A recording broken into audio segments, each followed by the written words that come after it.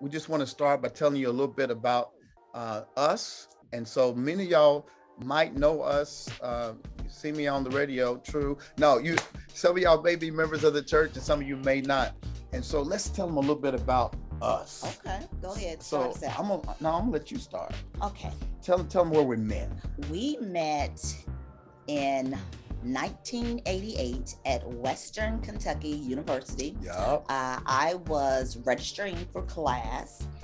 Stacy was working there during the summer. And so when I saw he came out, I was with my friend girls, we were registering. Then we see this young man come out, pulling this cart. Was the waves popping? The waves were popping, so everything was good. So he pushed it out. Saw him. We were like, oh wow, we're gonna really enjoy college, but didn't really meet him. I saw him a number of times because he was like in and out. He was almost like a phantom.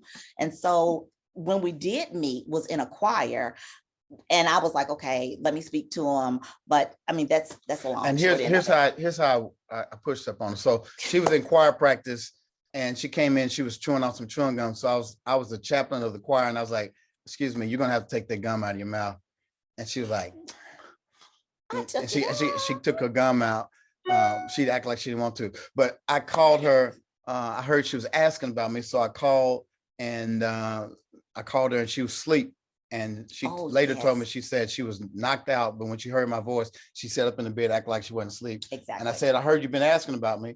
And what did I say? She said, yeah, I heard you got a girlfriend too.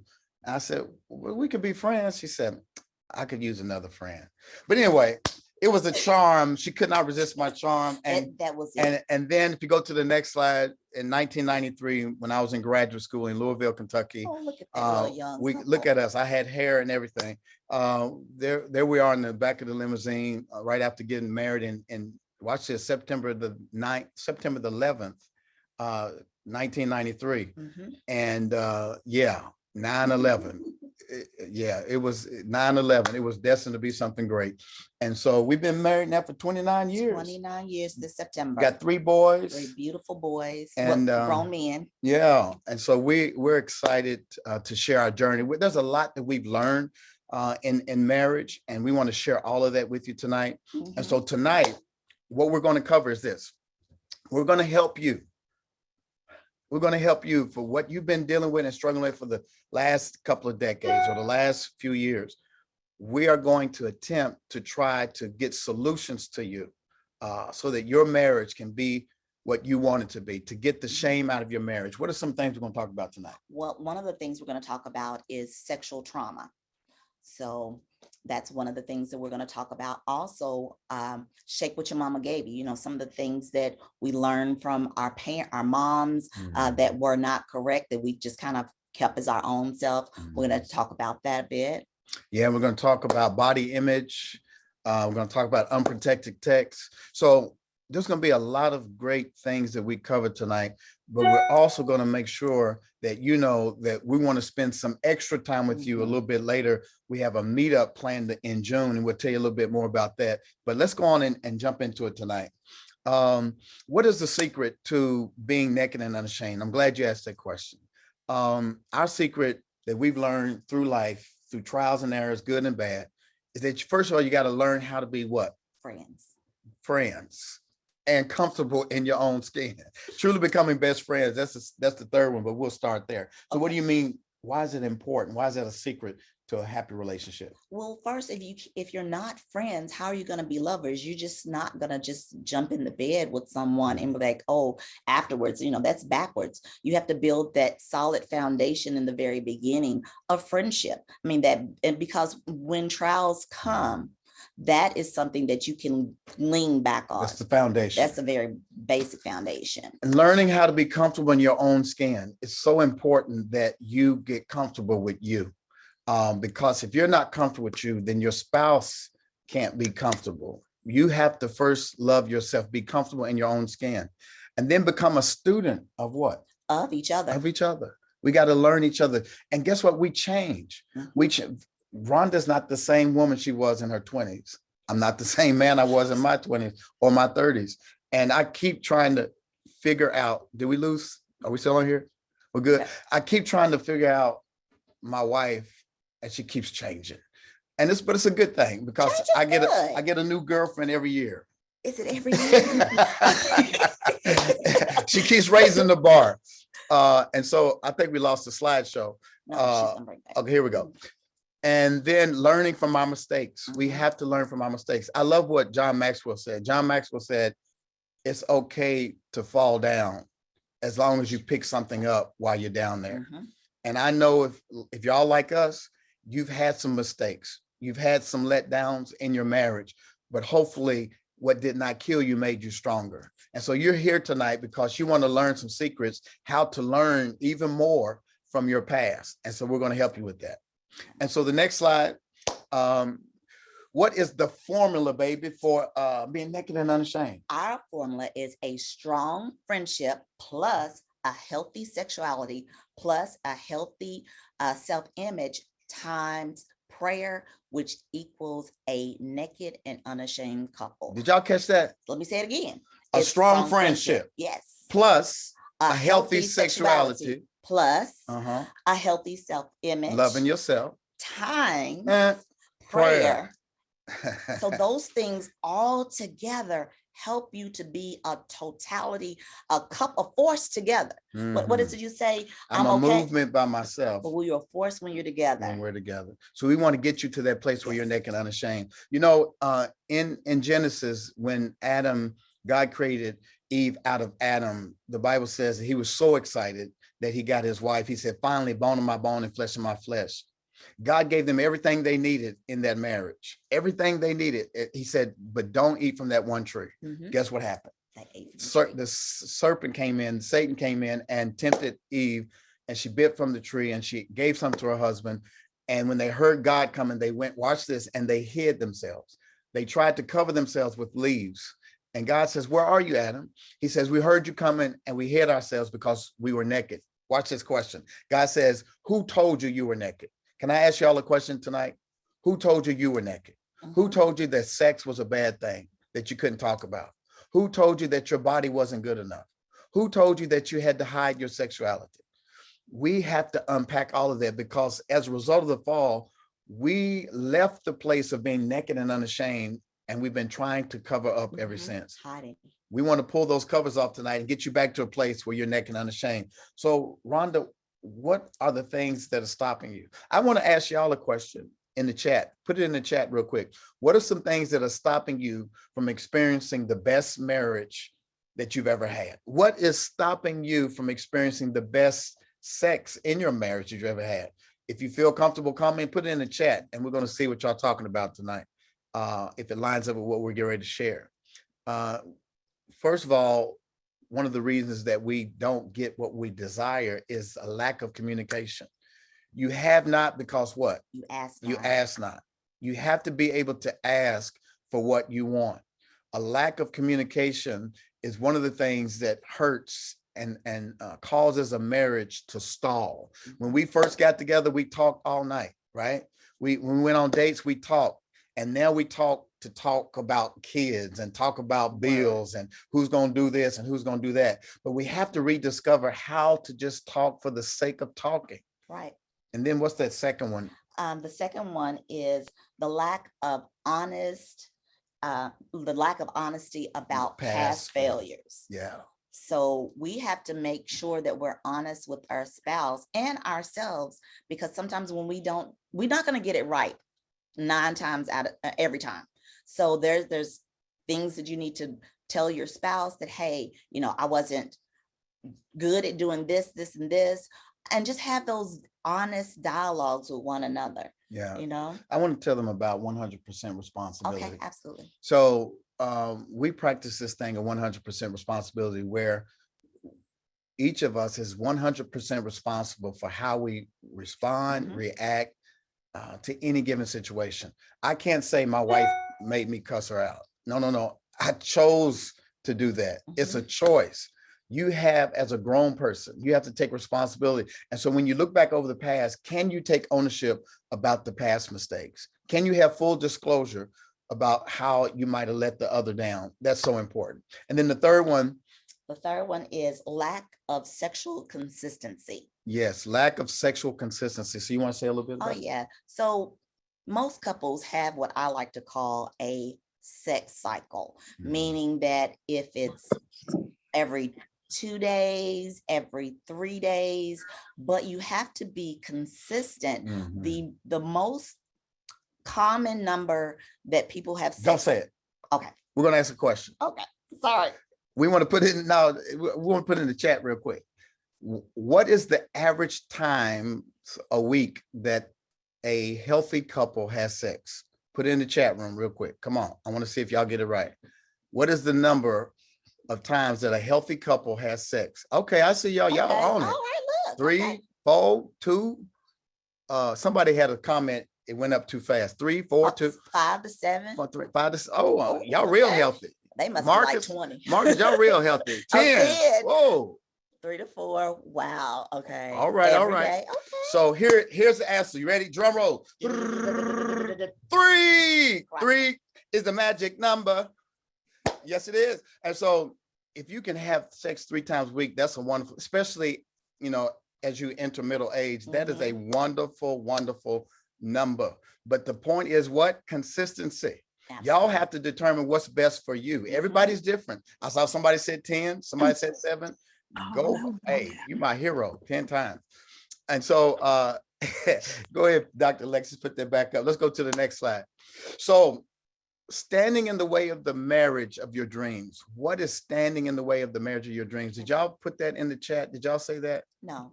Can y'all type that real quick? And look, if you don't want to talk about yourself, talk about your friends. What's standing in the way of most people's marriage, having the marriage of their dreams? Just type out one word. Everybody give me one word or 2 words or phrase. What is standing in the way of most people experiencing their best marriage ever? Can y'all put that on there? Come on, type it in for me. Got 13 comments. Let me see if I can get it. Early on in our marriage, I dealt with childhood trauma. I was taught from childhood trauma that sex is for the male. Gotcha. If everybody can mute your phone, mute.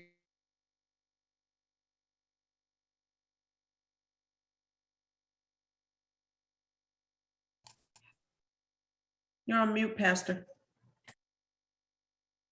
Thank you so much. Y'all can hear me now? Thank you.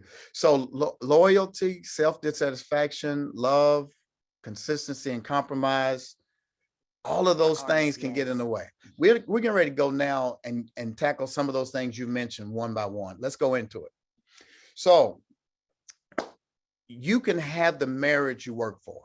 How many of y'all know that marriage is work? Absolutely. Every day. Raise your hand on your picture. Marriage is work. It's you get out of it what? What you put in. What you put in.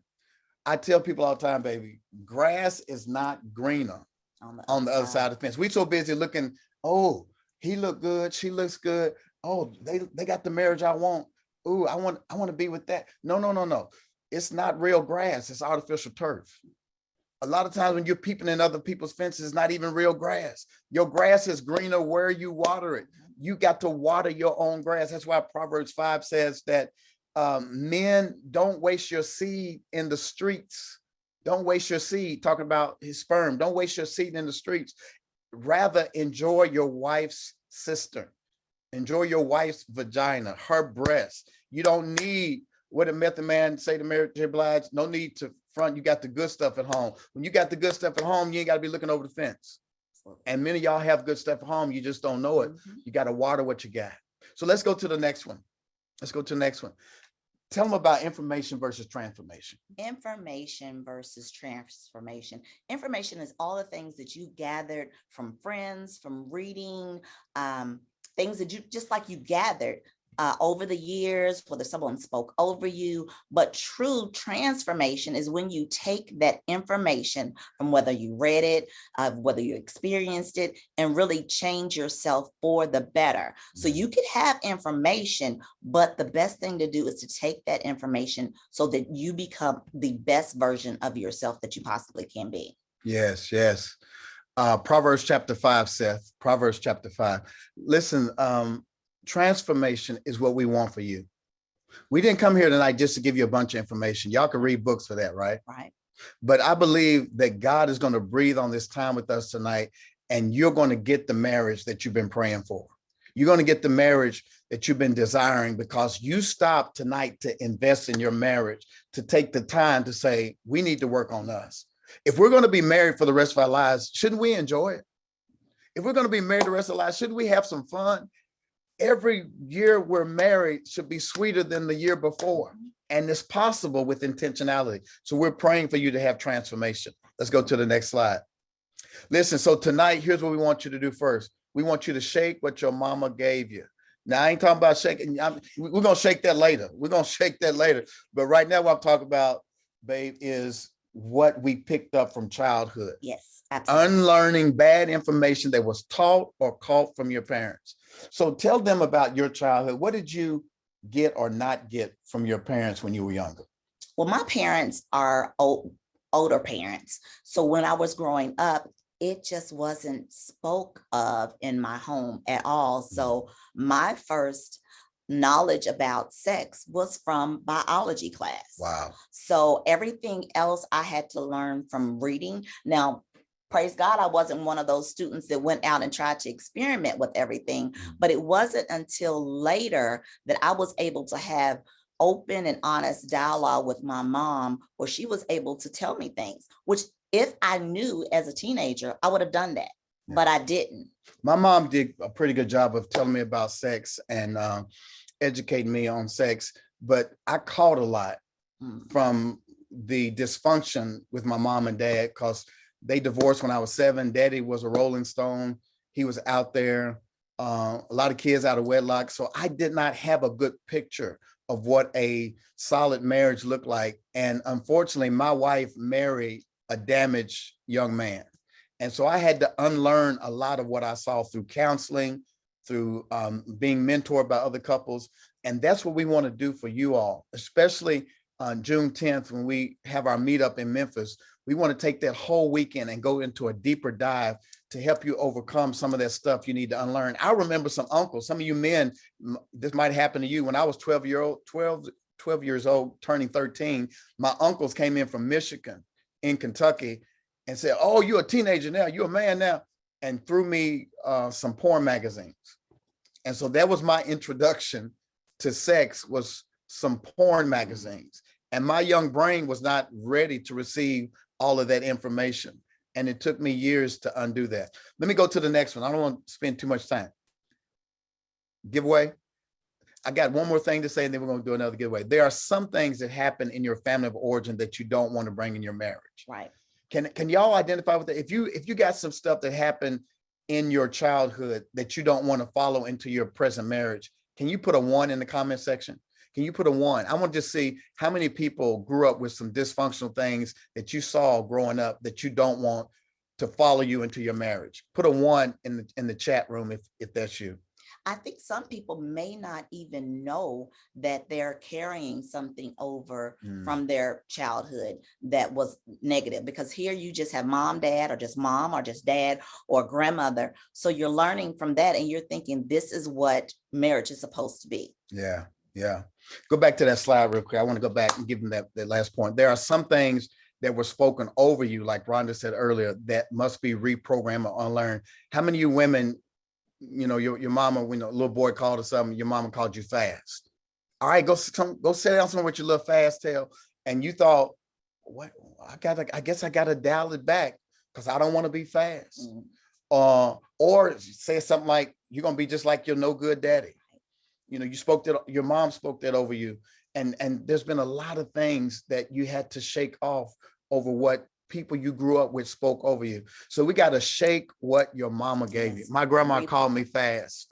Grandma was quick to say fast, but you little fast tail. Don't me have, my mom used to say, don't have little fast tail girls calling this. So I got to unlearn. And so here's a mistake. Mistake number 1. Your sex life has to mirror what you saw or learned as a child. That's a mistake. To think that just because your daddy did it, your mama did it, doesn't mean y'all got to do it. Right. When you know better, you do better. You do better. And so that's what we're trying to do. We're trying to help y'all do better. I heard a man say, our sex life is just fine. We don't need any help. Everybody has a room in their house. You know what it is? A room for improvement. I can get better. Rhonda can get better. You can get better. And we get better once we know better. All right. And so we're going to pause for another giveaway. This time, this is for a 30-minute consultation. This is for a free 30-minute consultation with you and your spouse, just to help y'all have that extra push for what you're trying to work on. So here's the question. And the first person to get it right wins. You ready? What is the most powerful sexual organ? Type it in the chat real quick. What is the most powerful sexual organ? Let's see if y'all get this right. Wait a minute now. Sharita and Marcus. Oh, wait a minute. No, somebody got them before that. Who got it right? Jessica got it right first. Jessica, you were right. Ding, ding, ding, ding, ding, ding, ding. Yes. It's the mind. It's the brain. It's the brain, right? Why is that? Because as a man thinks or as a woman thinks, so is she or he. Your brain is where good sex starts. Mhm. If you got wrong information, if you got trauma, if you got a bad filter, then you're not going to be able to see what you need to see in your spouse. There's a whole playground waiting for you that you can't see because your mind is not where it needs to be. So Jessica, Yes. you won. And Jessica, email me you and your spouse's name, and we're going to set up a Zoom meeting with you. You want to say something? Yes. A brain develops, the front cortex of the brain, it for a male is not fully developed until age 25. So before all that, then all the information that came in could possibly be wrong information, because it's not, your brain is not totally developed right to really be mature in your responses or how you react to things. So we have to realize that, okay, I got married at a younger age, so let me get some help so that I can move beyond where I am so that I can have the marriage that I want. That's good, babe. That's good. We got to unlearn some things. So let's go to the next slide. Body, yaddy, yaddy, yaddy, yaddy, yaddy, yaddy. Y'all know Megan Thee Stallion was in Memphis. Man, I missed that concert. I think people probably been uncomfortable seeing they passed at the Megan Thee Stallion concert. Just a little bit. But body, yaddy, yaddy, it's about being comfortable with your body, overcoming low self-esteem concerning your body. Baby, talk about that. Oh my goodness. As women, we are so programmed of seeing what's going on in social media, comparing ourselves there, or comparing ourselves to other friend girls or people that you just see, or when you're scrolling through and people are putting their best things on Instagram and Facebook or whatever social media you use, you're comparing yourself to that particular person. And then also knowing that God made you just how you are, and you're perfect in his eyes. You're perfect in the eyes of your spouse. Don't try to cut off an arm trying to fit in. That's not good. That's not good. You know, my wife gave birth to 3 wonderful young men, and I'm forever grateful for the sacrifice that my wife did in giving birth to kids. And she used to have a little stretch mark around her belly button. It looked like a sun, like the sun. It was like, and I said, I would used to kiss her stomach. I said, oh, baby, every time I see this, it reminds me of the fact that you gave me 3 wonderful sons. She said, I don't like it. I said, I like it. I like it because, and so I wanted to assure my wife that I loved everything about her. And y'all, all these Photoshop pictures and filters, all these filters and stuff, comparison is the thief of joy. When you compare yourself with other people, you rob yourself of the beauty of who you are. We have to get comfortable with our own body. Body image changes with age and stage. Absolutely. We change, and we got to love ourselves, right? Every stage and every age. I used to have waves that were popping. My hairline was right here, and now it's back here. But I still, my wife reminds me, baby, you're so handsome. I love you, and that's what's necessary. What's the last one?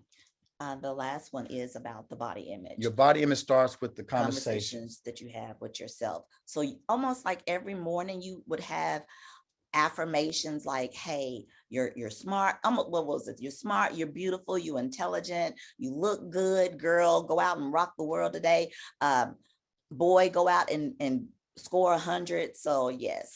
When we have our meetup in June, we're going to give you some specific exercises on how to really love yourself. We did this in Jamaica when we took the married couples on a retreat, and people came back with tears in their eyes on how we told them to handle their body image. We're going to talk about that in Memphis when we have our meetup at the Western Hotel at our Unashamed retreat. You don't want to miss it. We want to go deeper and give you some practical tools on how to overcome negative body images. And so we'll talk about that a little bit later. Mistake number 2 in comparison. Can you talk about that? The comparison thing again. Okay, well, the comparison again is just comparing yourself to someone else. What works for me is not going to, for my body, may not work for someone else. Or looking at that person, you have no idea what that person is going through or what is under the clothing. You know, or how much they paid. Or that's true, how much they paid or how many girdles they have on. So we're comparing ourselves to 20-year-olds and we may be 50. Let me tell you something funny. So when we get ready to go to the beach, I get a little anxiety because I want to revisit that 6-pack I had when I was 24, but it eludes me. And I go to the gym like 5 days a week. I go hard in the paint. I changed my diet. I got on the calendar. We're going to Cancun and we're going to Florida. And I go on a mission. And then when I get to the beach, guess what happened? I look around at everybody. I'm like, why did I starve myself? Every time. So why do you do that? Yes, every time. Why? And I look in the mirror. I'm like, I look good. And so, but I need to have that conversation before I get there. And so do you. You got to have that conversation that I am okay. I like me. Look in the mirror and tell yourself you like me. So let's go to the next one real quick. So the next one, the mistake we make is comparison. Here's somebody said in the chat room earlier that sexual trauma was something that keeps you from experiencing your best marriage. Something happened when you were a child. And guess what, y'all? Our bodies register trauma. And if you don't deal with it, it can show up in your marriage. It will manifest. Sexual trauma is anything that disrupts healthy sexual development, bringing distortion and inhibition to personal sexuality and married lovemaking. Let me say this another way. A lot of you haven't experienced your best sex yet because of the trauma you're carrying in your body. Certain smells and textures and songs replay in your mind from when you were originally traumatized as a child. You may get anxious, you know, when you hear a certain song or smell or somebody turns the doorknob. It's things that you don't even remember that are in your body. And sometimes you have to go and get that unpacked through counseling. You know, when I was, my innocence was interrupted at age 6 by an older female cousin. And that messed with my mind on top of uncles giving me porn magazines. And so you have to go back and look at your life and say, was my sexuality interrupted? Have I experienced the best sex yet? Or am I still dealing with unresolved trauma? Yeah. If you need some Bible for that, Tamar was the daughter of King David, and her stepbrother tricked her into coming into the room to fix some food while he was sick. When he got in the room, he pulled in the bed and he raped her. And the Bible says that Tamar was a desolate woman from that point on. She lived with her other brother and she was desolate. The word desolate means a wasteland, void of life. And many of us are missing out on the best lovemaking, the best passion, because watch this, somebody desolated us on the inside when we were younger and we never really recovered. But you can. There's hope for you. Yes. If I can recover, you can recover. And we're going to, when you come to Memphis, June 10th, we're going to go deeper, real deep on how we recover from sexual trauma, because we want you to do what, babe? To be able to have the best sex of your life and just to be a better person for your spouse. Yeah. This is my person. This is the person that God has designed for me. So we want to be together as long as we're on this earth. And my wife supported me through my recovery. And I'm here today. I'm a better man because of Rhonda Spencer and the patience and the love that she had. And that's what it's going to require for your marriage as well. There are sights, sounds, and smells I talked about that can trigger you. Unresolved sexual trauma can leave you desolate on the inside, but that doesn't have to be your story. Here's the mistake we make: ignoring the past, believing that feelings buried alive eventually die. Feelings buried alive don't die, they resurface. And so they resurface in angry outbursts, they resurface in rigidness and in sex. You're afraid to try anything because you're afraid to let go of your control. Because when you let go of your control, when you were a child, see that inner child. I'm going too deep. Okay. We're gonna go deeper when we have our meetup, and we're gonna give you some practical stuff that can really help you come out of that trauma and embrace the best sex of your life. Unprotected text. You want to talk about that? Yes, the unprotected text is the misuse of scripture that suppresses the beauty of sex that God meant for marriage. Like, sorry about that. Keep going. we'll be right back. I'm sorry about that. So when things happen, it happens. But knowing that we don't want to misconstrue what the Bible says about sex. God wants us to have sex. And there is everything in the scripture that tells about it, but God desires for us to have sex. And yes, one of the things of having sex was for just procreation, but also for recreation.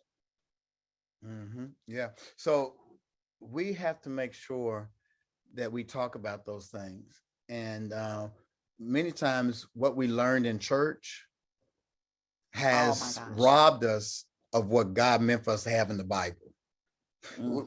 Some of the most stringent conservative churches, the holiness church. Remember the girls who have to wear the jeans, skirts all the way down to the ankles and their shirt button all the way to the top. Some of those were some of the most promiscuous people because it was not natural to suppress all of that sexuality. The church has been real good to tell us what we can't do, but the church hasn't been good in telling us what we can do. That's why Rhonda and I took it upon ourselves to write the book Naked and Unashamed, because we wanted to free people up to embrace the fullness of their sexuality that God meant for them. In 1 Corinthians chapter 7, it says that the marriage bed is strong enough to handle all of the desires that come with sex in marriage. The husband is supposed to satisfy the wife, and the wife is supposed to satisfy the husband. And not giving your spouse sex is a sin. Paul says in 1 Corinthians 7, he says, do not deny each other sex except by mutual consent and for prayer. And watch this, Paul says, only for a little while, because if not, you give the devil a foothold. People can smell when your spouse is horny or thirsty or lacking. They pick up on it at the water cooler. That's why they're telling your wife, "Ooh, your hair is so pretty," or telling your husband, "You've been working out." You got to be careful that you don't send your spouse to work or out in the marketplace lacking from sexual fulfillment. You got to make sure. The Bible wants you to have sex. That's why, again, in Proverbs 5, it says, enjoy your wife. Enjoy the wife of your youth. And so let's move on to the next one. Mistake number 4. You don't relax and enjoy. Believing that God doesn't want you to enjoy sex, that's a mistake. God made sex for procreation and recreation. As a matter of fact, did you know that the woman's clitoris, the only purpose of the clitoris is for pleasure? And the clitoris has more nerve endings than any other place in the body, and it's strictly for pleasure. God wouldn't have put that there if he didn't want women to enjoy it. And do you know that 7 minutes of sex equals about an hour and a half of working out? Well, I'm gonna quit going to the gym, just work out with you. Well, come on. don't say that you ain't gonna do it now. I'm not. Oh my goodness. Listen, is it time for another giveaway yet? Not yet. All right. So let's talk about this one. This one really surfaced with Will and Jada. Entanglements and betrayal. Y'all, when did Will Smith's frustration start? Did it start with Chris Rock? No. Or did it start at the Red Table Talk when Will had to tell the world, explain to the world how his wife had sex with a young man that was staying with his son? That had to be humiliating. It's one thing to experience betrayal from your spouse and just y'all know about it. But can you imagine explaining an affair to the world? That is probably one of the most humiliating things that could ever happen And a lot of us who did not have a public disclosure still feel that hurt from the other letting us down. And it happens, right? Jesus talked about adultery. He says that you heard that a man should not commit adultery. But he says, I say this to you, that if you even look at a woman lustfully, you've already committed adultery. So Jesus raises the standard of adultery from a physical act to just thinking about it. And if you could look back over your marriage, you've had times when you entertained another person that was not your spouse, either in your head or through conversation. Emotional affairs are just as dangerous as what? Oh, they're more dangerous than a physical affair. Mm-hmm. So emotional affairs, because it takes a minute before you get to that part where you're bonding mentally with someone. Let me ask y'all a question real quick. I want to engage you in conversation real quick. Can a marriage survive adultery? I want your honest opinion. Can a marriage survive adultery? Yes or no? Put it in the chat. Put it in the chat. Put it in the chat. Can a marriage survive adultery? Yes. Sometimes. Yes. Let me tell you this. No. Yes, it can. Not fully. You're right, Antonio. Not fully. It's never the same, but it can be healed over time. It takes intentionality. It takes forgiveness. It takes grace. It takes a lot of work. And this one is really tough, right? And so this is why we want to have a meetup with you in June 10th. We want to spend 2 days with you so that we can go deeper and give you some tools on how do you recover from that affair? How do you recover from betrayal? It hurts. It hurts because it violates that loyalty and that closeness that you said you were going to do when you said your vows. But I love in the Old Testament, God tells one of the prophets to go marry a prostitute because he wants to show how he felt when Israel played the prostitute with him and worshiping other gods. And that prophet has to marry a prostitute who's had children by other people to symbolize what Israel has done to God. What God is trying to show is he still loves Israel, even though Israel had cheated on him. And he embraces Israel, even though she played the harlot. And at some point, we've let each other down, whether it's emotional or physical, we've let each other down, but your marriage can make it. Your marriage is worth fighting for. And watch this, it can be even stronger afterwards. And we're going to show you how to do that. Absolutely. Sometimes after we've been married for a while, we wonder if we still are sexually attractive. And so we stick a foot out there, we smile at somebody, and you got to make sure that you flirt with one another. That's so important. Don't let your spouse leave the house in the morning without complimenting him. Or her. Or her. You have to compliment and be sincere about it. Make sure you give him or her that big passionate kiss, because that's going to linger with them all day. So they have that foundation of no one coming or stepping to them throughout the day, because you started the morning off that way. Yeah. So mistake number 5, believing that your marriage is over after experiencing betrayal. It's not over. It's not over till God says it's over. And I believe that through work and counseling and some of the tools that we're going to give you on how to survive the affair. When we meet up in June, we're going to go deep. The doors are going to be shut.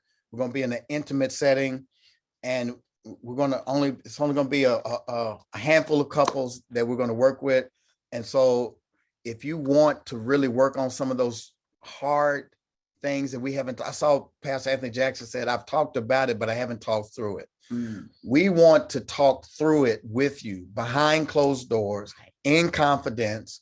And we're going to invest the time in our marriages to get past the hurt. How many of y'all would like to get past hurt? If you'd like to get past hurt, type a 1 in the chat.